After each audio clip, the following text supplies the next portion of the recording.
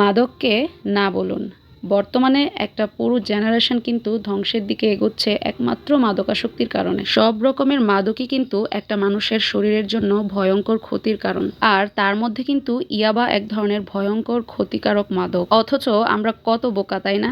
যে জিনিসটা আমাদের আস্তে আস্তে ধ্বংসের দিকে এগিয়ে নিয়ে যাচ্ছে, সেই জিনিসটার প্রতি আমরা এডিক্টেড। আমরা কি জানি এই ইয়াবা কিভাবে আর কবেই বা তৈরি হয়েছিল? ইয়াবার গোড়াপতন হয়েছিল মূলত দ্বিতীয় বিশ্বযুদ্ধের সময় জার্মান নেতা আলবার্ট হিটলারের শাসনামলে। যুদ্ধকালীন সময়ে হিটলার তার সৈন্যবাহিনীকে সবসময় সজাগ রাখতে অ্যামফেটামিন দিয়ে তৈরি পারভিটিন নামক এক ধরনের ওষুধের ব্যবহার শুরু করেছিল। কিন্তু কিছু সময় পরে এটির কিছুটা পরিবর্তন করে মাদকের রূপ দিয়ে এশিয়াদের মধ্যে ছড়িয়ে দেওয়া হয়। ধারণা করা হয় পাহাড়ি রাস্তায় ঘোড়া ভারী মালবাহী গাড়ি টানতে চাইত না, এজন্য ঘোড়াকে শক্তিশালী করার জন্য মিয়ানমারের শান প্রদেশের বাসিন্দারা ঘোড়াকে এটা খাওয়াত। পরবর্তীতে সেটা এশিয়ার বিভিন্ন দেশ যেমন মিয়ানমার, ভিয়েতনাম, থাইল্যান্ডের মানুষও ধীরে ধীরে ব্যবহার করতে শুরু করে। এভাবে এই ভয়াবহ মাদক আমাদের বাংলাদেশ সহ অনেক দেশে ছড়িয়ে পড়েছে। এই ইয়াবা কিন্তু শুধু ইয়াবা নয়, বিভিন্ন দেশে এর বিভিন্ন নাম রয়েছে, যেমন হিটলার্স ড্রাগ, সাবু, নাজি, বুলবুলিয়া, স্পিড, আইসি, চকলি, ম্যাথ, ক্রিস্টাল ইত্যাদি। তবে যে নামই ডাকুক না কেন, এটা যে আমাদের শরীরের জন্য মারাত্মক ক্ষতিকর এটা কিন্তু মিথ্যা না। এই ক্ষতিকারক ইয়াবা তৈরি হয় মূলত ক্যাফেন ও ম্যাথ অ্যামফেটামিনের সংমিশ্রণে। আর মানুষকে বোকা বানানোর জন্য, এটাকে মানুষের কাছে আকর্ষণীয় করে তোলার জন্য এতে আঙুর, কমলা, স্ট্রবেরি, ভ্যানিলা ফ্লেভার, লাল সবুজ রং মেশানো হয়। মাঝে মাঝে তো এর সাথে হেরোইন মিশিয়ে নেশাকে আরো ভয়ানক অবস্থায় নিয়ে যাওয়া হয়। এতক্ষণ তো আমরা জেনেছি এই ইয়াবা কিভাবে তৈরি হয়, এর যে আরো অনেক বিভিন্ন নাম আছে সে সম্পর্কে। এখন জানবো ইয়াবার ক্ষতিকর দিকগুলো।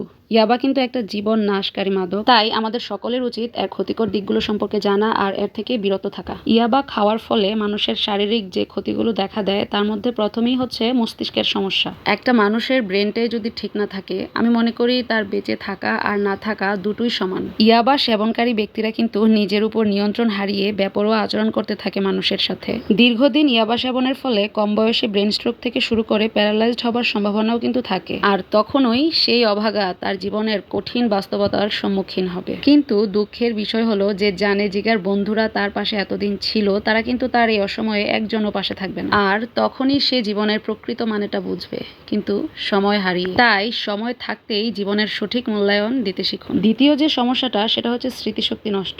দীর্ঘদিন ইয়াবা ব্যবহারের ফলে ব্যবহারকারী অনেক কিছু মনে রাখতে পারে না। আসলে মাদকাসক্তির কারণে একটা মানুষের যে কি সমস্যা হয় সেটা বলে শেষ করা যাবে না। ঘুমের সমস্যা, কিডনি ও লিভারের সমস্যা, রক্তচাপ বেড়ে যাওয়া ও মাথা ব্যথা, দৃষ্টিশক্তি হ্রাস, অনেক সমস্যা। আর সবচাইতে বড় সমস্যা, আমরা সময় থাকতে বুঝি না, সময় হারাইলেই বুঝি। এটাই হচ্ছে সবচেয়ে বড় সমস্যা। যারা নিয়মিত ইয়াবা খায় তাদের কিন্তু ঘুমের অনেক সমস্যা হয়। এর ফলে কিন্তু এরা নিয়মিত ঘুমাতে পারে না, মানে রাতের ঘুমটা বেশিরভাগ তারা একদম ঘুমাতেই পারে না, সারা রাত জেগে থাকে, দিনের বেলা ঘুমায়। আবার অনেক দিন মানে যারা খায় তারা একটানা মানে ঘুমায় না, তারপর পরবর্তীতে কয়েকদিন একদম টানা সারাক্ষণ ঘুমাতে থাকে। আসলে সৃষ্টিকর্তা আমাদের এত সুন্দর একটা জীবন দিয়েছে, অথচ আমরা এই জীবনের কোনো মূল্যই দিচ্ছি না। আমাদের শরীরের যে রুহু, এই রুহুটা কিন্তু আমাদের আমানত হিসেবে দিয়েছে সৃষ্টিকর্তা, অথচ এই রুহুটাকে আমরা দিন দিন শেষ করে দিচ্ছি। ইয়াবার এই কঠিন জগৎ থেকে ফিরে আসতে হলে আমি বলবো প্রতিকারের চেয়ে প্রতিরোধই কিন্তু উত্তম। যারা কঠিনভাবে ইয়াবাতে আসক্ত তাদের বোঝাতে হবে, তাদের জীবনের মানেটা বোঝাতে হবে, তাদের বোঝাতে হবে ধর্মীয় ও নৈতিক শিক্ষা কি। মিথ্যা বলা থেকে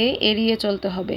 মাদক বা ইয়াবা যারা সেবন করে এমন ব্যক্তিদের কাছ থেকে দূরে রাখতে হবে। বাসায় একা থাকা যাবে না এবং সবসময় প্রফুল্ল থাকতে হবে। নিয়মিত ঘুমাতে হবে এবং সুষম ও পুষ্টিকর খাবার খেতে হবে। আস্তে আস্তে মাদক সেবনের পরিমাণ কমিয়ে আনতে হবে। যেমন যে জায়গায় প্রতিদিন 4-5 বার করে খাওয়া হয় সে জায়গায় ধীরে ধীরে 1 বার কি 2 বার করে কমানোর চেষ্টা করতে হবে।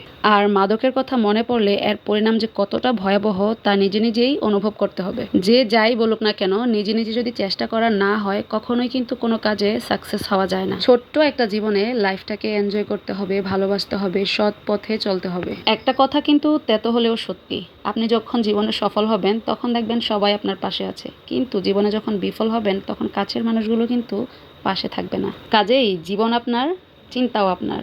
সব কিছু বাদ দিয়ে সবসময় সত্য কথা বলতে শিখুন, সৎ পথে চলতে শিখুন, দেখবেন জীবন অনেক সুন্দর। আল্লাহ যেন আমাদের সবাইকে সঠিক জ্ঞান দান করে, সঠিক পথে চালিত করে সেই দোয়াই করি। সবাই ভালো থাকবেন। আল্লাহ হাফেজ।